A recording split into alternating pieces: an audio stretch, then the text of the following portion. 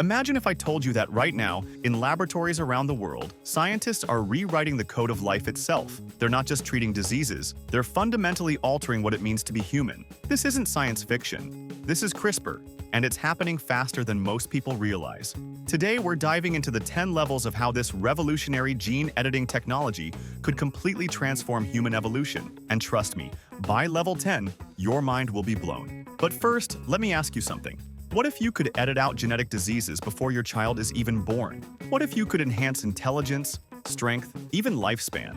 These aren't hypothetical questions anymore. They're real decisions scientists and policymakers might face within the next decade, and the implications are both incredible and terrifying. Level 1. Gene identification. Level 1 starts simple, but it's the foundation everything else builds on. Gene identification might sound boring, but it's actually revolutionary. Before CRISPR, finding specific genes responsible for diseases was like searching for a needle in a haystack made of 3 billion needles. Scientists would spend decades trying to locate a single gene linked to conditions like Huntington's disease or cystic fibrosis. CRISPR changed everything. Now, researchers can identify genetic targets with unprecedented precision and speed. They can pinpoint exactly which DNA sequences cause problems and which ones could be enhanced. This isn't just about finding disease genes anymore. Scientists are mapping genes that control everything from eye color to cognitive ability to aging processes. The human genome has become an open book, and CRISPR is teaching us how to read it fluently. This rapid gene identification is accelerating medical breakthroughs at an exponential rate. Conditions that puzzled doctors for generations are now being traced back to their genetic roots in months instead of years. But here's the thing. Once you can identify any gene, you can potentially edit any gene. And that brings us to level 2. It all starts with the basics. Identifying the genes responsible for everything from eye color to cancer. Level 2. DNA editing in bacteria. Level 2 takes us into the microscopic world where CRISPR first proved its power. DNA editing in bacteria might seem insignificant, but it's where the revolution began. Scientists discovered they could program bacteria to produce life-saving medicines, break down pollution, or even manufacture materials stronger than steel. But the real breakthrough came when researchers realized bacteria could serve as living laboratories for testing human gene edits. They could practice complex genetic modifications in bacterial cells before attempting them in human tissue. This created a safe testing ground for increasingly ambitious genetic engineering projects. The bacteria experiments also revealed something crucial about CRISPR's potential. The technology wasn't just precise, it was programmable. Scientists could design custom genetic modifications and implement them with remarkable accuracy.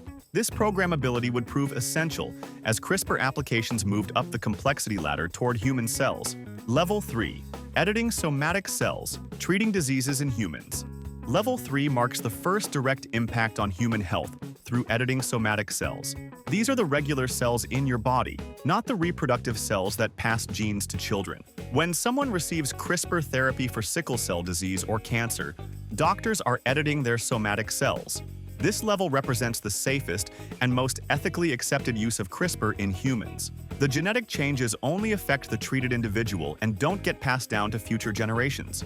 Clinical trials are already showing remarkable success stories. Patients with previously incurable genetic conditions are experiencing dramatic improvements or complete cures.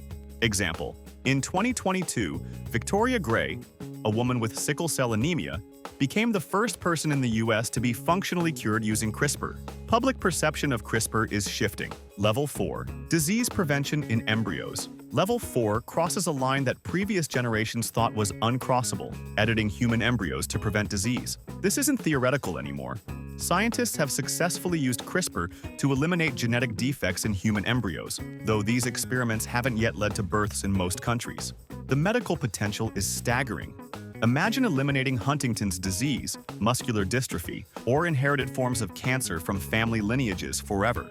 One genetic edit in an embryo could save countless future generations from suffering. The technology exists right now to make this reality, but embryo editing also introduces profound ethical complexities.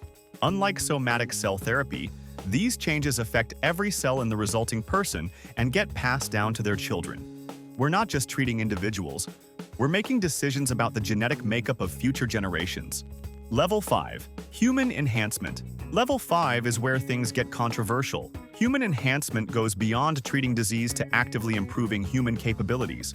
We're talking about editing genes to increase intelligence, enhance physical strength, improve disease resistance, or even slow the aging process. The scientific foundation for enhancement is surprisingly solid. Researchers have identified genes associated with exceptional cognitive ability, superior athletic performance, and remarkable longevity. Some people naturally carry genetic variants that protect them from heart disease, Alzheimer's, or HIV. CRISPR could potentially give these protective variants to everyone. The enhancement level forces us to confront fundamental questions about human nature and fairness. If we can make people stronger, smarter, or healthier, do we have an obligation to do so? Or would we be playing God with human evolution? Level 6. Ethical Debates. Level 6 shifts from laboratory science to boardroom debates and philosophical arguments. The ethical debates surrounding CRISPR have become as complex as the technology itself. Religious leaders, philosophers, scientists, and policymakers are grappling with questions that have no easy answers. Some argue that genetic enhancement represents the natural progression of human evolution, that we're simply taking control of a process that was previously random. Others contend that genetic modification violates human dignity or interferes with divine plans. These aren't academic discussions anymore. They're shaping policy decisions that will determine the future of human genetic engineering. Level 7. Designer Babies. Level 7 introduces the concept that captures both our wildest dreams and deepest fears: designer babies. This represents the ultimate convergence of genetic enhancement and embryo editing. Parents could theoretically customize their children's genetic traits, like selecting options on a car. The technology to create designer babies already exists in primitive form. Scientists can edit multiple genes simultaneously and predict many of the resulting traits. As our understanding of genetics improves, the range of designable characteristics will expand dramatically. Level 8. Government Regulation. Level 8 brings us into the realm of politics and control. Government regulation will ultimately determine how CRISPR technology develops and who has access to it. Different countries are taking radically different approaches, creating a complex global landscape of genetic engineering policies. Some nations are embracing genetic enhancement as a competitive advantage, while others are imposing strict limitations or outright bans. This regulatory patchwork could lead to genetic tourism, where people travel to permissive countries for genetic modifications unavailable at home. The regulatory decisions made in the next few years will have consequences lasting centuries. Level 9. Genetic Inequality. Level 9 confronts the darkest potential outcome of genetic enhancement, the creation of genetic inequality that could split humanity into distinct classes. If genetic improvements are expensive and unregulated, they could exacerbate existing inequalities in unprecedented ways. Imagine a world where genetically enhanced individuals have significantly higher intelligence, better health, and longer lifespans than unenhanced humans. The enhanced group would have enormous advantages in education, careers, and life outcomes.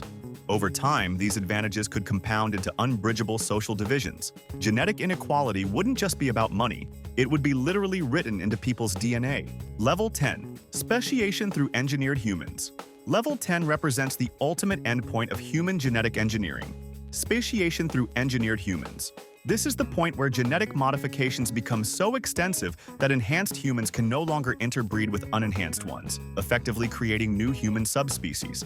Speciation might seem like science fiction, but it's a logical outcome if genetic enhancement continues advancing and becomes widely adopted with different modification strategies. Enhanced longevity alone could drive speciation if some groups develop lifespans measured in centuries while others remain mortal. The speciation scenario forces us to confront whether we're witnessing the end of humanity as we know it or its evolution into something greater. Future humans might look back on our current genetic limitations the way we view earlier stages of human evolution. Here's what makes this 10-level progression so compelling and terrifying. We're not talking about possibilities that might happen centuries from now. Many of these levels are already reality, and the rest are approaching rapidly. The decisions we make about CRISPR in the next decade will determine which of these futures becomes our reality. The question isn't whether CRISPR will change human evolution, it's how far we're willing to let it go. Are you ready for a world where genetic enhancement is commonplace? Because whether you're ready or not, that world is coming faster than you think. What level do you think we should stop at? Let me know in the comments and don't forget to subscribe because the genetic revolution is just getting started.